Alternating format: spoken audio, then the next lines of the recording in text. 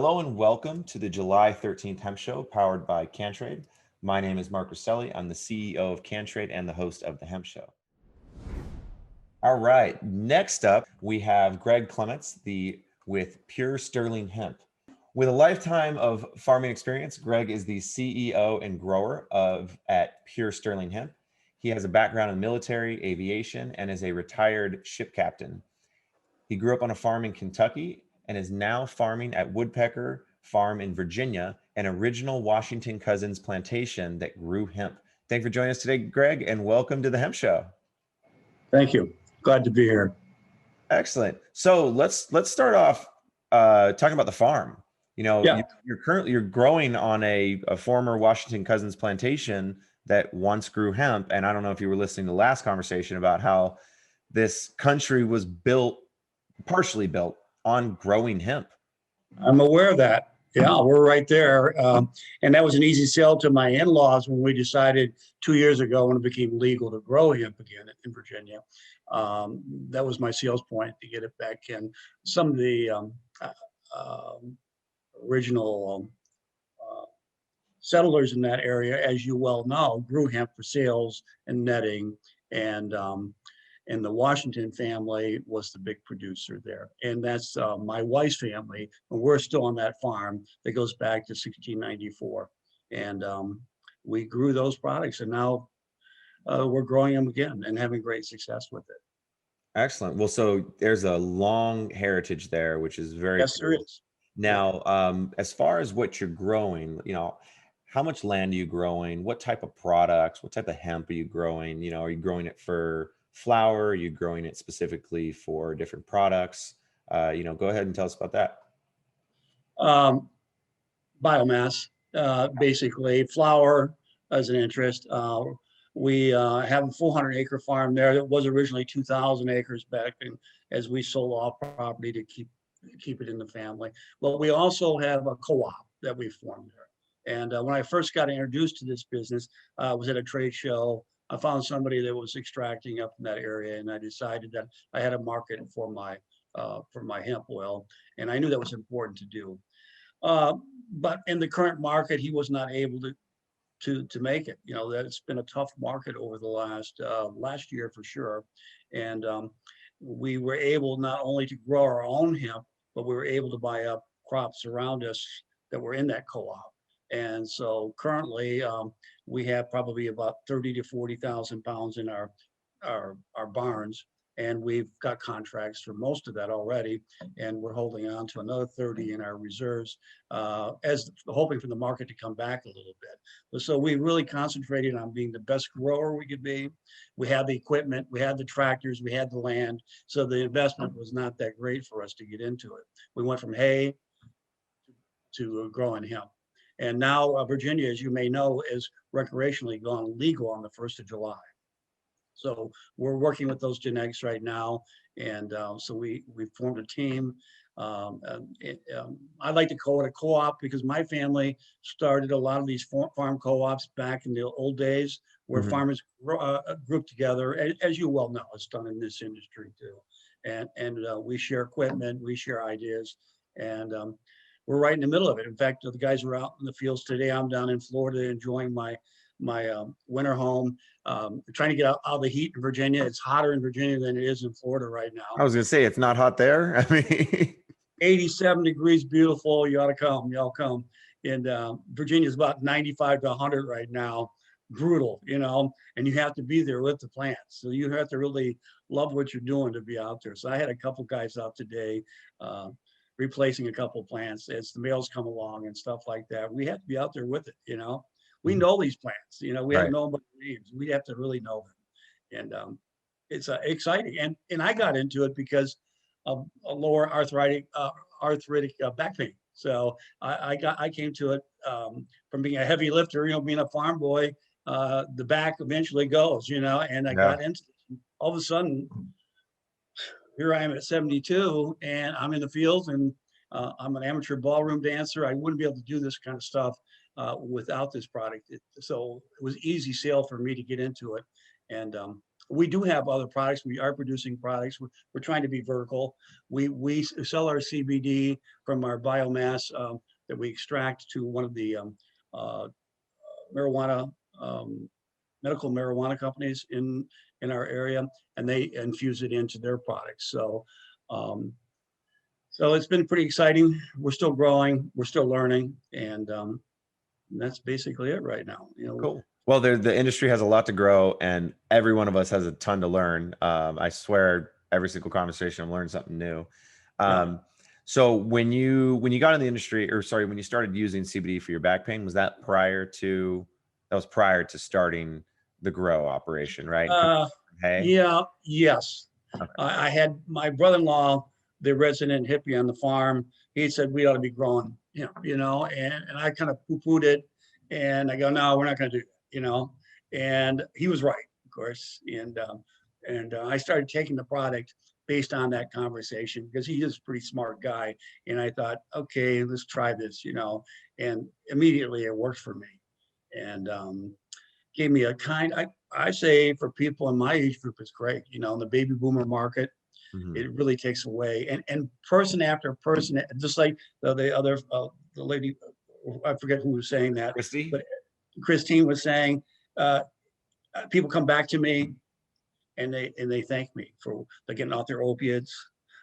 It really works, Greg. I can't believe this. I thought it was quackery, but this is really, and that came from a pharmacist. Okay.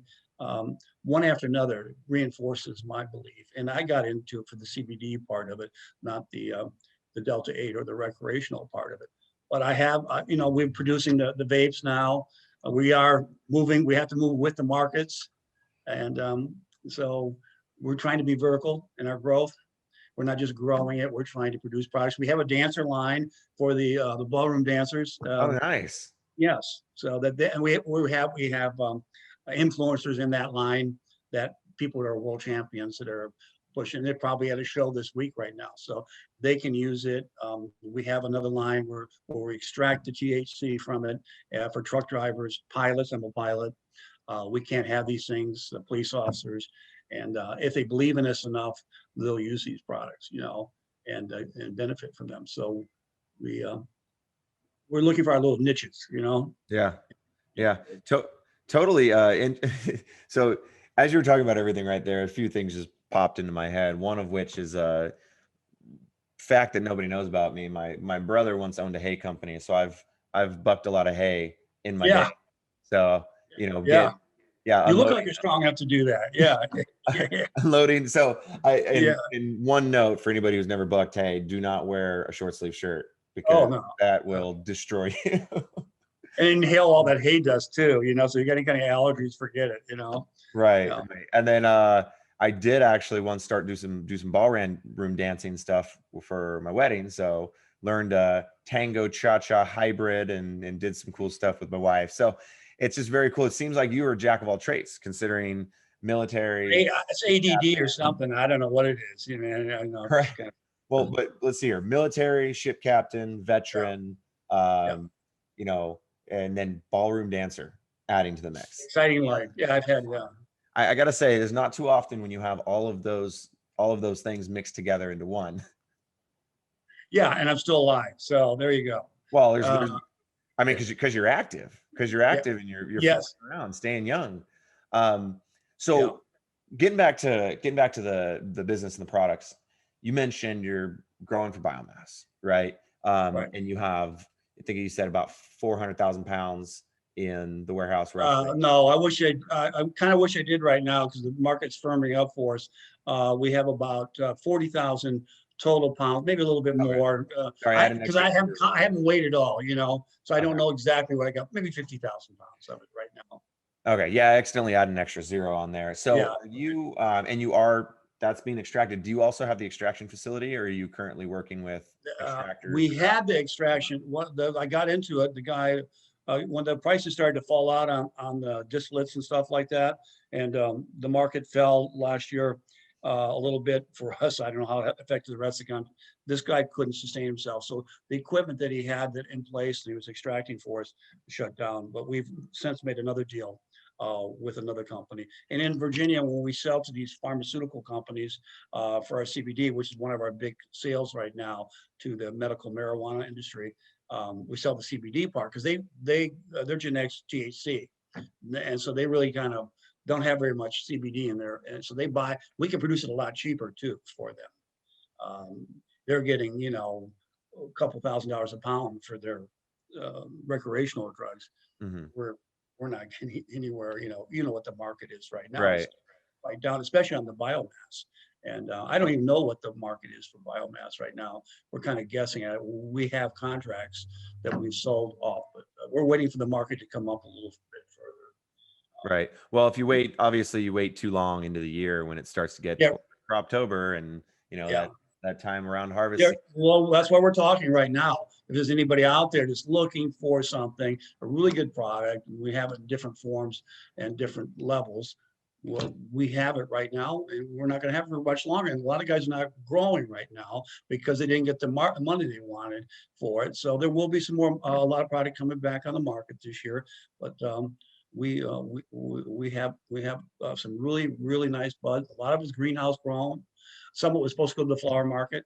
We were brokers, so we were able to buy it at 10 cents on the dollar when our market collapsed in Virginia. But as we see right now, is coming back strong. And I can resell all my bio right now. I'm just kind of waiting to see if I can get another dollar out of it too. And Sure. that's my it's a commodity to me. It's like corn and soybean. We store it when the markets are down. We sell it when the market is high. Well, higher. One of the things that's different, about you is that, okay, so 2018 Farm Bill passes, tons of farmers want to get in the space. Many farmers don't know what they're doing, but you coming from, sorry about that. Thought this thing was on silent. But you coming from growing hay, that's commodity product, right? So is the process in growing bulk, hemp on large acreage, is that very similar to the process? We're trying to develop, we're in the process of developing those techniques. They've had them in the past. We know kind of what it is to do it, but we're trying to make it work for us. And no, hay is different from, to answer your question directly, hay is different than hemp. Hemp takes a lot more attention and has more handwork in it. We're trying to eliminate as much handwork to keep the prices down, mostly equipment. Trying to, and that takes not only in the way you plan it, what you roll with, everything has something to do with that and how you then take care of it. Or we've tried broadcasting it straightly over the property, on the ground, just mass seed it. And we tried drilling in with corn drills. We start some of our plants in the greenhouse, which is very effective, and then bring them to the fields, hand plant them. So we're trying different techniques because nobody really can teach us. We've learned a lot from people around us, but we really are out there learning on our own, and we're getting better at it, and we're keeping where we can keep our prices, competitive. Right. And let's be real, but prior to 2018, there wasn't really any hemp being grown in the U.S. So yes, it's a process that it's only been 2 years, and the industry's already learned a ton, but they still have a long way to go. So eventually we will, or someone like yourself, not myself, someone like yourself will figure out what the best and most efficient way is to go ahead and grow that hemp with some just good old trial and error, right? Yeah, hard work, really hard work. I've got some really good guys out there, younger than me, and out there in the fields today.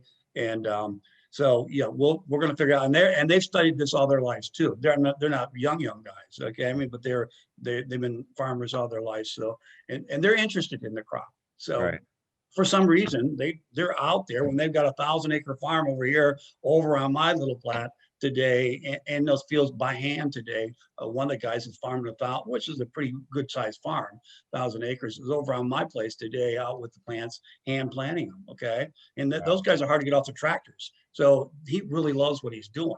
And we will figure it out. If we need to take that whole 1,000 acres and put it into hemp in the future, and the numbers are right, we'll do it.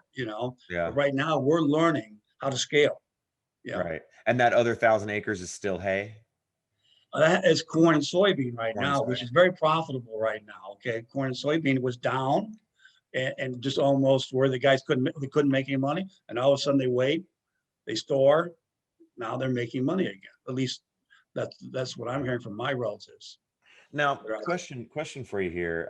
It's been a long time since I've known about the corn and soybean and the market Yeah, and how that stuff works. I got a degree in agricultural business, but that was yeah. 15-ish years ago. Um, are there, because when you talk about corn and soybeans, you can get crop insurance, you can sell in futures contracts, things along those lines. Um, have you seen a corollary with that and had any issues related to like securing some sort of, crop insurance for your hemp or doing I can things get like future sales? that's coming. There's people working on that. I have not got into that yet. Um, we're just really in our second year, and so this last year was a real learning curve for us. We spent a lot of money trying to figure it out and to get a few thousand pounds in the barn. Uh, and you wouldn't have made any money last year the way we approached it. This year is a whole different story. And I was able to, uh, so commodity market, it's developing. There are there are people that are trying to do that. It is a commodity.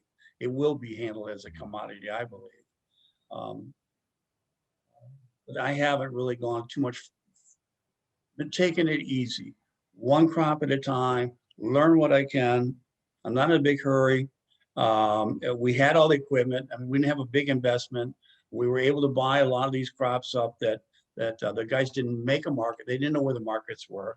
So so we had to learn how to properly store it. What's the best way to do it? What's the cheapest way to store it? How Mhm. long can you store it Right. before it loses its everything? So I know a lot of guys already know this, but I didn't. And I'm learning it my own way. And we're keeping our barns very aerated, keeping the flow of air going through them, keep them dry, like we do hay, Right. and Well, it doesn't mold or get I mean, I've heard and we've had on this show many horror stories. So, yeah, it sounds to me like the way you've approached it is the correct way. You know, yeah, take it a bit slower. Don't do anything crazy. Just yeah, start figuring everything out and learning as you go.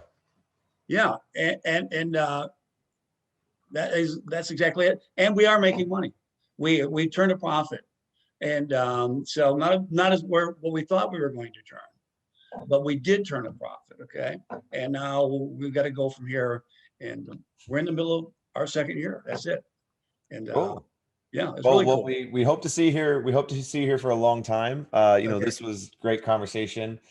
So if you'd like to go ahead and connect with Greg and Pure Sterling Hemp, please add them to your network on CannTrade. You can also place orders and ask questions directly from the Pure Sterling Hemp store, posted in the webinar chat, also in the CannTrade feed and in the podcast and YouTube show notes. Once again, thank you for joining us today, Greg. thank you very much. It's been a real pleasure. Nice meeting you. Awesome. Thank you, everybody, for joining us today. That wraps up the July Hemp Show. As I mentioned earlier, we're going to be back in October. And we've got we're not going to not have content getting produced, getting pushed out, because we have a large backlog of not only some previous hemp shows, but also of our hemp show deep dives. So that's what you can expect for the next several months while we're off. We're still going to be pushing out plenty of content for everybody. And we've got some extremely interesting deep dive conversations, some of which that took several hours, up to even 3 hours to dive in and cover these topics, because we have so many interesting people on this show that 15 minutes is typically not enough. So I'm excited to get those out there. Thank you so much for joining us. And if you haven't already, please be sure to sign up and register for CannTrade, where your business can trade easy. Thank you.